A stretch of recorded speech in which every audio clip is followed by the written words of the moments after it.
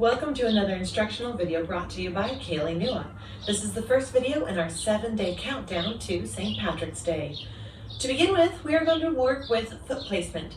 Most of your Irish footwork has your toes placing outward. And in order to get used to that position, you're going to take your legs, think about rotating your hip joints so that your feet go out. Rotation from the hips, not the knees. Once your hips are out, we're going to do a little penguin shuffle. So just shuffle forward a little bit and shuffle backwards. Let's do that one more time. Shuffling forward, little penguin shuffle, and shuffling back. Well, we're going to take the same idea and do a little bit more of an elegant footwork. So with your right foot coming first, you're going to place it in the center.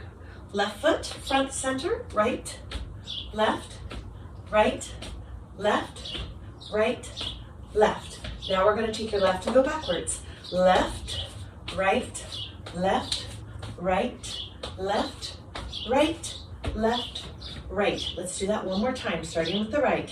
Here we go. Right, left, right, left, right, left, right, left behind, left, right, left, right, left, right, left, right. And we will continue working with this position in tomorrow's video. Thanks for joining us.